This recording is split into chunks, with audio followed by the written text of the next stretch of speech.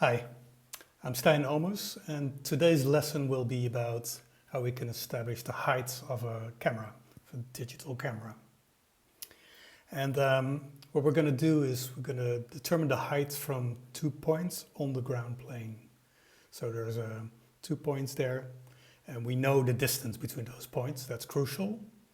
And the other thing that we know is we know the gravitational direction that's pointing to the Earth. So what I'll do is I'll derive the formula for this, and then we'll do an experiment with A4 or A paper, A4 and others, here in my office on the floor. And then we're going to compare the visual predictions from the formula with direct measurements with a tape measure. So how does this look? Well, there's a green camera here and a gray ground plane. And those two yellow orangey points, those are on the plane, and we know where they are, and we know the distance between them. That's the red horizontal line. And let's quickly go into the model that we use for the camera, and I won't go into the details here. I only want to point out that this is the point we're interested in. So it's the 0, 0, 0 in camera coordinates, and that's the point that we want to find out, or we want to find out how high this camera point is relative to the floor, to the ground plane. So we need a couple of things. So one is that the gravitational direction is pointing downwards to the Earth, so that's a given. And the nice thing is that, for example, iPhone has an accelerometer built in that can measure this. The other two things, or two directions, are what I call the visual directions. So that's from the camera point pointing towards those points on the floor. And they can be measured in the image of the camera. And what we're going to use is the spreads. That is a different way of looking at angles. The spreads between the gravitational direction and the direction to one of those points, P1, gravitational direction and the other point, P2, and then the spread between the directions to the 2 points on the ground plane. That's called Q12, or I'll call it Q12. And what we know is the length. Of course, in quadrants, we do everything in quadrants and spreads. We know the length of that line segment on the ground plane. And what we don't know is the height from the ground plane to the camera points. And that's h. And that's what we want to know. And start with some observation. For example, the back triangle. So it's the red line.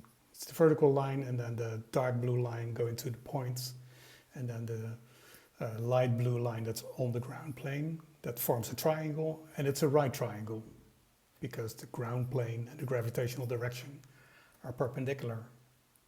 And the same goes for the front triangle.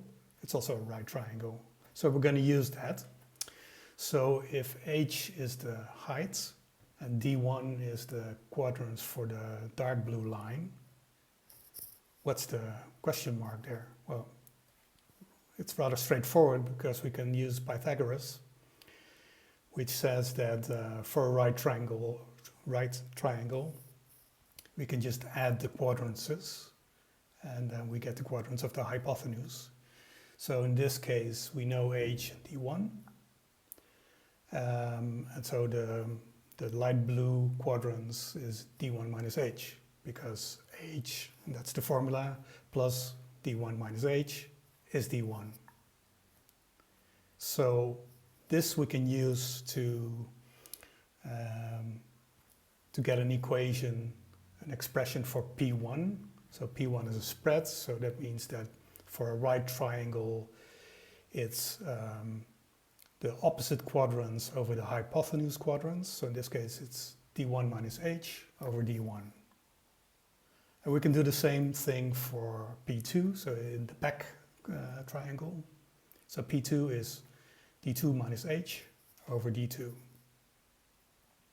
Now, if we put that all together and express it only in D1, D2, then here are the two expressions. So D1 is 1 over 1 minus P1 times H, and D2 is similar. And we're going to park this and use these expressions later. So now we're going to focus on the top triangle. So that's formed by L, the quadrants we know, the D1 and the D2 that we just derived two equations for, and the Q12, that's the spread between the two dark blue lines. And what we're going to use now is the cross law. That's a law from rational trigonometry that was created by Norman Weilberger. And that cross law says the following. So if we have a triangle and we know 3 quadrances and 1 spread, what we can do is say, well, I'll express the law. The law is, in this case, D1 plus D2 minus L, all squared, equals 4 times D1 times D2 times 1 minus Q12. So that's a simple expression. And let's apply this and fill in the D1 and the D2 that we derived earlier.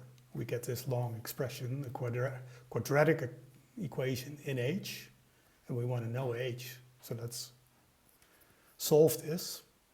And we got a rather decent expression, pretty long, but still manageable. So H, and note that D1 and D2 are gone because we use them. So H is a big expression in the numerator. It says 1 minus P1 times 1 minus P2.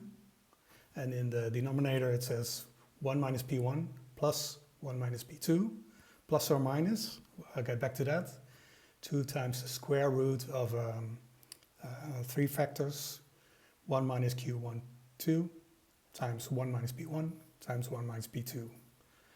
And that whole fraction times L. So L we know, and P1, P2, Q12 we can measure, and then we can know H. So quickly about this plus or minus, that's because it was a quadratic equation and we get 2 solutions. I won't go into the analysis here, but for our purposes, and the experiment I will show you later, there's a minus sign. So we get H from 1 quadrant and 3 spreads. Now let's do an experiment. So if you look at this picture, it's a pretty kind of sort of a weird picture, but this is a top view from the bookcase here in my office.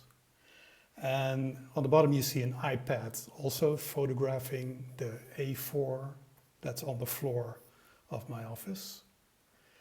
And the iPad app that I created measures the height of the camera of the iPad from the A4 that it detects. And in this case, it gets a height of 1.103 meters, plus or minus 4 millimeters. So that's pretty precise. And what I also do is measure the height of the camera or the height of the iPad with a simple tape measure. So I can compare predictions and direct measurements. What's nice about an A4 sheet or A paper, I use multiple versions, or I'll get into that later, but so we know exactly what the width in this case and the height is, or the length and the breadth. It's an A4 is 297 millimeter times 210 millimeters. And if we express that in quadrances, it's very easily done. And of course, in this case, you see that there are 6 quadrances. So that's nice. So in our experiment, we do not have one line segment, but 6. And because A paper is the way it is, so we can say A plus B is C, that's Pythagoras. And then because of the design of A paper, B is 2A and C is 3A, so it's also very accurate. So here's the view from the iPad measuring an A5, so it's half an A4. That is on the floor, and the picture is taken from the first shelf. And the height is 0.403 meters, plus or minus 1 millimeter. Remember, we have 6 measurements because of the 6 quadrances. And we can do a little bit of statistics and calculate the standard deviation. That's what I'm doing here. So for an A4 paper from the second shelf, a little bit higher, the height is 76 centimeters, plus or minus 4 millimeters. And then the highest, what I measured is, I put an A2 paper, so it's basically 4 A4 papers. And the height was 1 meter, 85 centimeters and 7 millimeters. And that's plus or minus, say, 2 centimeters. By the way, you can see my little device that I'm using to get so high on the top right of the image. So what do we have? Well, we have pretty nice results. 5 measurements. And if we look at the predictions on the left, then the direct measurements with the tape measures in the middle, and then the differences on the right, then the accuracy, which means the difference between the prediction and the measurements, they're all pretty small, like in millimeters, so 1, 5, 6, 2, and 8 millimeters. So definitely less than a centimeter. And if we look at precision, so those are the standard deviations. For in the middle, the direct measurements, well, I measure it with a tape measure like this. So I'm just basically using the rule of thumb, plus or minus a millimeter. Sometimes people use a half a millimeter, but this is such a cheap device. I use 1 millimeter. If you look at the visual predictions, because there are 6 measurements for each distance, there's a standard deviation that I calculated. And you can see that goes up for distance. So it starts with the smallest distance, the 40 centimeters. It's 1 millimeter, and then it goes up 1, 4, 3, 7, 22. So for the highest height of the camera, the precision is 2 centimeters. Not bad for, relatively it's okay. So if we take these predictions and measurements and compare them in a graph and fit a line through the 5 measure points, it's pretty good. If I calculate an R squared, it's 999,928. So this is pretty nice, pretty good. So what do we have? I gave you the derivation of a simple formula for the height of the camera from one known length in the scene. I use an A4 from which I know the length, and 3 spreads that I can measure from different directions. And what I did is I detected A4 paper here on the floor in my office, and I compared that with measurements with a tape measure. And the general conclusion is that the predictions are both accurate, which means they're very close to the measurements with a tape measure. They're also precise, which means that the standard deviations are very small. So this concludes my lesson of today. If you want to know more, go to my website here. Thanks for watching.